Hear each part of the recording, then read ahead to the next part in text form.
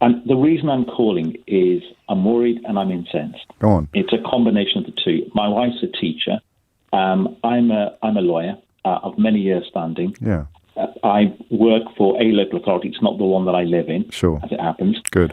And I've got some real concerns about this. So, for example, we've been asked to advise on this particular issue, and we have some significant concerns.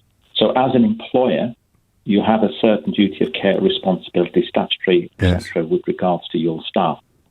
Teachers are being treated very differently to many other employees They are, by aren't they? the employer. Yes. So, for example, many teachers are now being exposed in a way that they perhaps wouldn't be if they were working in another place of work. So if I give you an example, in my wife's school and in many other schools, teachers are being specifically prohibited from wearing face masks. Right. In effect, they're being told not to wear any PPE unless it's for certain specific situations. So, for example, it might be the child has soiled themselves, or they are exhibiting clear symptoms of COVID, high temperature, coughing, etc. Other than that, they're prohibited from wearing face masks. Now, that is putting teachers at significant risk. Now, I go back to March of this year, and my brother-in-law is a GP, a very experienced GP, and he was saying at that time, he goes, this is not rocket science. He goes, COVID is it's very much related to the common cold in terms of how it transmits from one person to another. We know that it's airborne. And so in any environment where, for example, if you've got someone that's got a cold, there's a very good chance they're going to pass it on from each other when they're in relatively close proximity or within a room and there isn't sufficient change of air. Now, if you've got kids or students in a classroom over a period of time, that becomes an area that carries a significant risk if one of them has COVID. Now, they may not necessarily suffer for it for themselves in terms of having serious consequences, but they are known, and this has been documented time and again, as super spreaders. Now, I was watching Newsnight last night, and they had one of the key professors on stage, and he was saying, without doubt, that this will fundamentally compromise the government's current shutdown policy with regards to COVID in terms of controlling infection rate and mortality rates. This will fundamentally compromise it if it keeps schools open.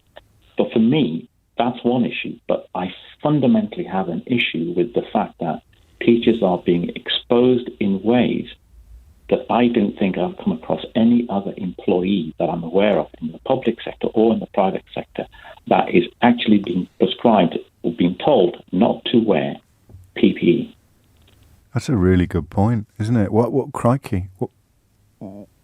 I mean, part of me wants to ask you why we haven't heard this before, but of course that's... I don't know. Honestly, it is shocking. I mean, they've been told specifically they cannot wear PPE in schools, and it may... No, I knew that bit, but the legal ramifications of that, I'm surprised. It's going to be huge. It's going to be huge because they owe a duty of care to their staff. You think about it, in any other work environment, if you could not, you have a duty or obligation to protect your staff. But if staff are taking, it's like going on to a building site.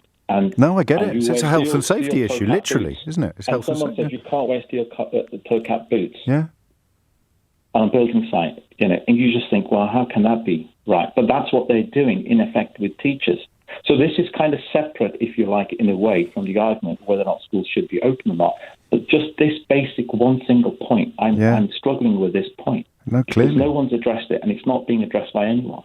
And we've all come across teachers who are. I mean, we know that the wearing of PPE is not compulsory, which means that in many schools it will be discouraged. It becomes compulsory not to wear it, perhaps. Well, not perhaps.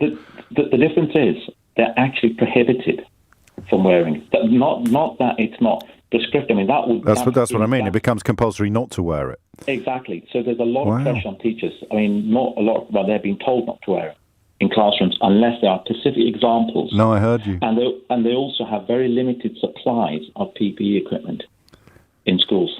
And so what would the next chapter be? It would be legal action being taken against the Department of Education. It would be, or local authorities, or if it's a school that is privately run, it would ultimately be against the employer. Crikey! So, for example, if someone was to say that they want to wear some PPE equipment because they have concerns, and the employer is saying no, you can't wear it, then it is in a form of constructive dismissal if they decided not to continue. I can't come to work if I can't wear the personal protective equipment that almost every other worker in the world is allowed to in the country is allowed to wear.